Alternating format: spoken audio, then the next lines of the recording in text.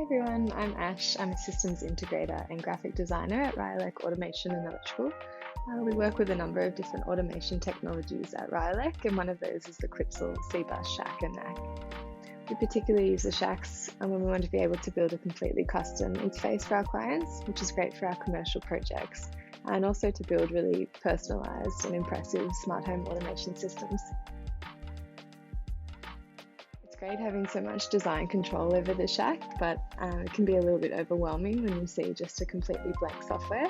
So over the years, Ryelec has developed a number of different graphics packages to use with the software.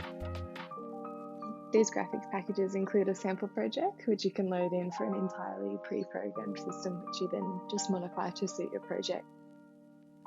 We've been building these packages for 4 years or so now, and we've learnt a lot in that time. So our latest graphics package is really just a culmination of everything that we know about the SHAC. So this is Zenith. There's a few options available. There's Zenith Residential, Zenith Commercial, and there's also Zenith Starter, which is essentially a light version for smaller automation systems or for those who are just starting out with the software. You'll need to purchase the correct Zenith version for the device you intend to display it on, either iPad or one of the Clipsal Ethernet touch panels.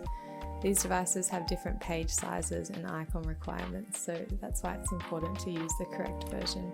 We offer an automatic discount on multiple versions of Zenith, since I do understand that Zenith is quite an investment of money, but I spent over 6 months in lockdown developing this package, so I promise a lot of work has gone into it, and I truly hope and believe that it will save you many hours of pre-programming time and help you to develop some pretty awesome automation apps.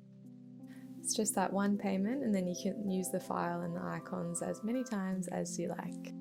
So in this video, I'll quickly be demonstrating how to use the Zenith Residential package to develop smart home systems and providing some useful tips for working with the C-Bus software. Every Zenith purchase also includes an extensive user manual with a lot more information. So once you purchase a package from the Ryelec website, you'll receive a download file via email. Our website also automatically makes you an account and stores your downloads, so you can log back in and re-download later if you need. So first, open your download folder and extract all the components to your computer. You'll have the Zenith sample project, as well as the iPad and phone pages separate to that sample project too. The Zenith icons in both SVG and PNG format, a folder of backgrounds and images, as well as a folder of stock wallpaper images, plus the Zenith user manual. That manual will give you much more thorough instructions. So you've got all those Zenith files on your computer, and now we can go and add the sample project into the software. So on your SHAC, we'll go to Utilities, Restore, and then select the Zenith sample project from where you saved it to. Give the SHAC a few minutes to adjust and then refresh the page a couple of times. Now you can see all the Zenith inclusions. So we've got all our objects, we've got our scenes. This is Viz Structure with the plans and the widgets of Zenith. And this visualization tab is where we design all the pages. The Viz Graphics tab is where all the icons, backgrounds and CSS code is stored. Here you'll see the 550 Zenith icons that I made, the custom CSS code I've written, and then the image library with shapes and wallpapers and such. There are over 100 background images included in Zenith, but I only pre-loaded a selection of them into the sample project. Images are quite large in size, and the SHAC has a limit of 32 megabytes to be able to restore the file, so I put the rest of the background options in that original download folder to save space. So if you want to use different photos, you just have to click Add Images down here and then import whichever photos you'd like to use one by one. I'd also recommend going through and deleting any unused backgrounds once you're finished, just to keep the file size down. If we click Start Page in the top right and then PC Tablet Visualization, we can see how the pages display and play around with the navigation. This is a good idea to really get a hold on how the sample project works and see what each button and object does. The smartphone visualization on a SHAC is usually basically automatically generated for you, but for Zenith I figured out how to display a completely custom phone interface, which is super exciting. I definitely find our clients prefer to control their smart homes from their phones, so it's great to be able to customize this as well. The user manual explains how to get this custom app to display on your clients' phones, and bypass this device select page. So once you've got a good idea of how the project works, you can start modifying it to suit your job. I find the easiest way to begin pre-programming an automation system is to use some form of document to map out all the rooms and everything in each room, and also whether each slide is a toggle or a dimmer. That way you have a list of everything and you can kind of easily see what you need to include when you're editing your project. And you can also organise all your rooms and levels of the home. However, back on the shack, just leave the Zenith object list as is for now. We'll add your objects in later. Zenith has a broad range of page inclusions, so you probably won't need them all. Head to Viz Structure and refine the pages by deleting any plans you won't use for the current project you're building, using this red X on the right. Also go through and modify the page names to match the rooms of your project. Your home may have additional stories or additional rooms, so duplicate existing pages to create these, rename them, and use these move up buttons to put the pages in the correct order. You can also change the background images now or as you go. I'll touch a bit more later on backgrounds and secondary backgrounds. This plan list doesn't have to be perfect yet, and probably edit it as you go, but at least it should be a bit more refined now and starting to take shape. So then we can make the first changes to our menu bar. So head to Visualization, Dashboard, and modify the links in the menu bar on this home page. Since we deleted some pages before that this smart house doesn't include, these links will now be broken and highlighted red. So we'll delete those and respace things out. When you're moving anything around, always hold down the Shift key when using the arrow keys to move things. This will shift an item 10 points at a time rather than 1, meaning much faster editing, and it also keeps things aligned. The element position details down here are also really helpful and essential to pay attention to when you're editing, as we want to keep everything very neat and structured. So on a shack, a widget is like a pop-up on a page. So Zenith has the menu bar along the bottom of the home page for faster user navigation, but then we also use a menu widget on every other page to keep things decluttered and to remove the need to edit a menu on every page if you just wanted to make one change. This widget is launched on each page using this menu button at the bottom. So for a widget, it needs an object to connect to. So we've got this bottom menu bar widget object, and then the bottom menu is selected in this widget field. So once you've finished the homepage menu, then you've got to edit the bottom menu bar widget to be the same. Unfortunately, you can't copy and paste more than one thing at a time on the shack, so you just have to be patient and particular to ensure that they're the same menus. However, the menu bar widget also has text to display to make the interface even more user-friendly, so please update this text too. One of the best things about Zenith, in my opinion, is that it includes Google font integration. A change in font has the potential to completely change an interface design, and I think the custom font in Zenith brings the design forward so many years and enhances it massively.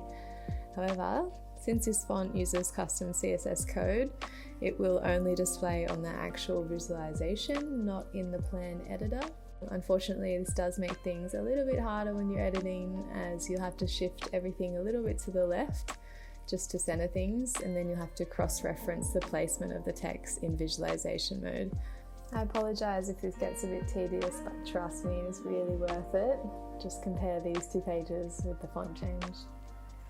You can quickly check the visualization of a page by using this little PC icon in the bottom left when you're on a page.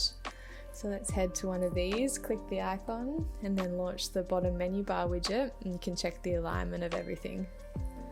Also, if you're displaying your project on an iPad, some of the newer models of iPads have a little bar along the bottom here, since they don't have a button. So you might need to just bump this menu button up on every page a little bit if you find it's interfering, but hopefully it doesn't. Also, if you ever find that your project isn't scaling how you'd like to on your device, you might need to play around with some settings in Utilities, this visualization configuration. Try the different options under PC tablet view. This bottom one might be the best one for your device. but hopefully it shouldn't need it. It should scale to fit most iPads, but yeah, you might just have to play around. It's kind of hard because every iPad is a different size. Remember, if you're using an Ethernet touch panel, it has a completely different page ratio, and it also can't handle SVG icons, so definitely use the touch panel version of Zenith if you're going to be using a touchscreen to display it. Alright, now we're up to editing the pages, so it's probably the best time to add your objects in now. You can either import a toolkit CGL file, or you can manually create all your objects in the Objects tab. We've tried to develop the dummy object list of Zenith to not interfere with your actual objects as much as possible, but if you import a file, some things may be overridden, especially these trigger controls. So if you're importing a toolkit file that has trigger controls objects already in it, go through and delete our trigger control objects first. The user manual has a short list of essential objects to keep in the file. We'll remove the rest of these visualization objects later, but they're helpful to keep as placeholders as you edit the pages for now. Now let's head back to visualization and click dashboard, and then we can edit this page to suit your project. Change this location text. Perhaps you don't have security, so you could remove this stuff, make the clock bigger and center it horizontally. You're welcome to do whatever you like on this page. The commercial version of Zenith actually has like a quick overview of what is happening in the venue on the home page. So you could do something similar for a smart home if you wanted. I like to keep it a bit simple. Notice how the home page has this dark gradient towards the bottom half. This is the page, the same image but without the gradient. This is done using secondary backgrounds. So if we head back to Viz Structure and click on the dashboard settings, this secondary background is a gradient, but there's also just transparent overlays to darken the photos as much as necessary to be best suited as like a background display. So if we go to one of the room pages, let's go to the bedroom. This has a 40% overlay on it, which darkens a lot of this white in the photo and makes the text easier to read. So these overlays can be really helpful for you if you want to use your own images of like the actual home you're programming, because they make any photo look really nice as a wallpaper. All you have to do is crop your photos to the right size and then add them into Viz Graphics. Sometimes even blurring your photos can have a great effect, so you don't necessarily have to use like studio photo shoot quality images. There's lots of photo editing apps that can easily help you with blurring your photos. And if you don't want to use images as backgrounds, there are some other options in the backgrounds and images folder from your download. Maybe you're doing a commercial project where images don't really work, so I love the effect these kind of abstract looking colourful gradient backgrounds have on a project. They're a bit artistic and modern, and they give that great techie vibe. So heading back to the home page, perhaps you want to choose a different wallpaper, so play around with that now, and then we'll move on to updating the sunrise and sunset time display on the dashboard homepage. So to do that, first Google the coordinates of the location of your project. So I'm going to Google Heathcote coordinates. Then if we head to scripting resident and open the editor of the sunrise sunset script, you can add your coordinates in here. Save and close, and the time on your home page should have updated. You also need to go through and update all these widgets to suit your project. Should be pretty quick. You're just going to change the URL on the weather page, make this suit your levels of your project, and then add your own contact details in so your client can reach you. Moving on to the level overview pages, you'll just need to update the icon and the text for each room. And there's also invisible links placed over this text to make it seem like the user is tapping on the text to navigate to the room. So update those as well. Also update these room scenes as you go, either using our pre-created scenes and just editing the sequences here, or deleting all our scenes and creating your own. A scene needs one trigger control object to connect to, and then an individual scene for each level that you can specify here. So this living light scene uses the all living scene trigger control object with these 3 action selectors and a different sequence and lighting level for each scene. So all on is 255, all off is 0, and ambience is a mix of that. And back on the level overview pages, these scene buttons have local parameters set to a different preset value per scene.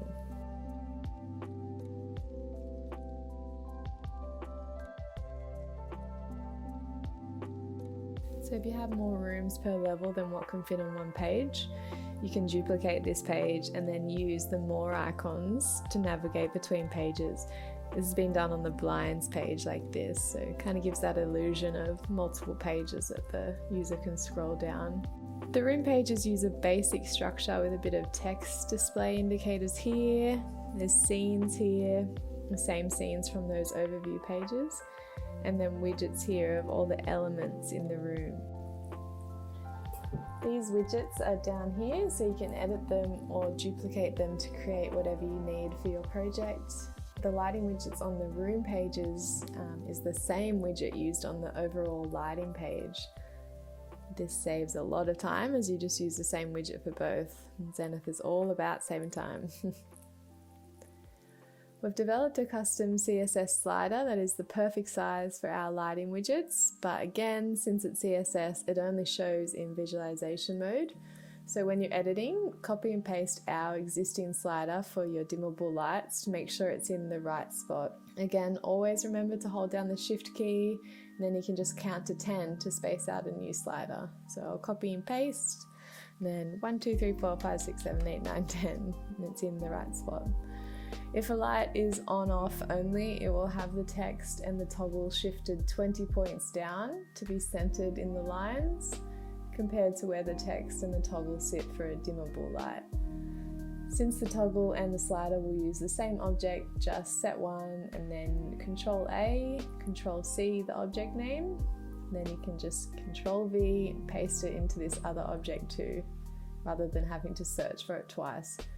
The local parameters set for Zenith mean that all you have to do is modify the object field and everything else can stay the same. Once you've gone through and made all the room pages, you can move on to the external lighting pages and the overall lighting pages, modifying all these icons, widget links, and text labels. Then you can move on to blinds. The overview pages have blind scenes for each room and then links to individual blinds pages per room. Having the scenes on the overview page means the user can quickly control all the blinds in the home, and then on the individual pages, I created Zenith to have 3 buttons per blind, as I wanted to eliminate the need to click into an icon to select the blind control. So to set up blinds like this, go to Objects, find your blind objects, and set the global user parameter to shutter blind. Click into levels and then save, and then back on the blinds page, just change the object field for each blind, and again those local parameters will remember everything else necessary. Moving on to Aircon, every project will have a different AC setup and will also require additional programming beyond Zenith, such as like a Cool Master scripting module to integrate into the AC. But the Aircon page shows you how you could set it up with example AC widgets that launch when you click into a room for the AC control. These temperature controls need more programming to work, but the colors change as the temp increases and decreases, like this. Another helpful thing included in Zenith is this grid, which helps you with spacing things out on your pages. So to use it, add it onto a page as an image, center it, save and reload, and then when you unlock again, it will be at the back and you can see where the center is and everything. You can stretch this grid to any size, and these lines are really obvious of where you should place things. I love it, I use it all the time, don't forget about it. Since the comfort pages, so floor heating, fans and heating are all pretty similar controls, I think it's good to give the user quick navigation between them, which is why there is a menu bar along the top here. You can edit this text, you'll just have to make sure it's consistent across the pages. Notice how the text is bold for the selected page and a blue arrow shows. The designs across these pages are similar, but the subtle differences enhance each page. The same goes for all the page designs in Zenith. Things are very structured, laid out, and minimalist. There's lots of different shapes and images available to you, so I believe you'll be able to create beautiful pages no matter your design experience. The security pages will again vary per job, so modify them to suit yours. You'll have to play around with the right size for your security camera stream, but the cameras pages has an example layout with a full-size widget of each camera that you can duplicate and edit. Then we have the pool and spa pages, which are navigated between using the swipe gesture. This way, if you just have pool control, you can delete the spa page and remove these little circle displays, and you won't have to edit anything else. Further pool control is found on this pool and spa widget. Again, it's a simple design, but high-end result, especially on an iPad where these SVG icons like glow on the screen and the resolution is amazing. Then we've got irrigation with an example widget to display the sorts of things that you'd want to integrate in. And lastly, energy, which needs a power tag to connect to in order to actually display readings. So these pages act as a template for you to recreate, just showing you what you can do with all the inclusions of Zenith.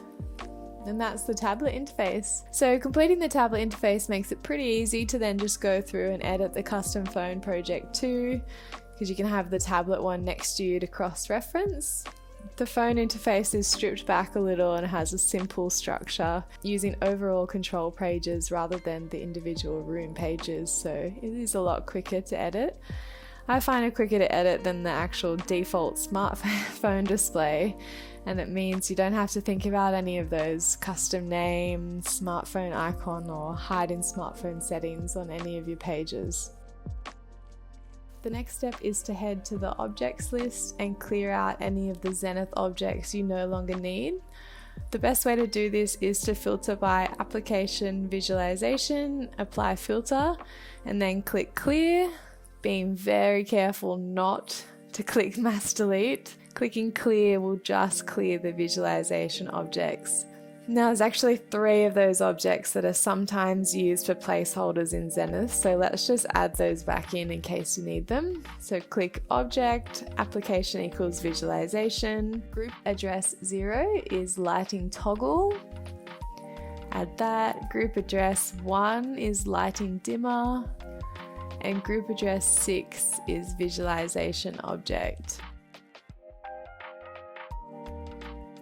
Then we can do the same for the dummy Zenith blinds. So filter by Application Blinds and click Clear. Now when you cancel the filter, you'll have all your objects and it should just be the ones that you really need. So if you see any that you no longer need, such as some energy monitoring stuff or irrigation control, just go through and individually delete any of these, being very careful that you're deleting the correct one. Then you can go through and refine the rest of the sample project, deleting anything you're not using and having a really good click through on your project and fixing any errors. The more thorough you are, the better it will be for your client. Then back up your project so you have a copy of it. And now you have an entirely pre-programmed automation system. I love the diversity of Zenith with all its different wallpaper options, icons and shapes. And I think that it provides you with everything you need to build really great automation systems. So I look forward to seeing the various app designs that you all create using our Zenith packages. Get in touch with us and we'll gladly answer any questions that you have. Thank you so much for your support. I hope Zenith returns your investment tenfold.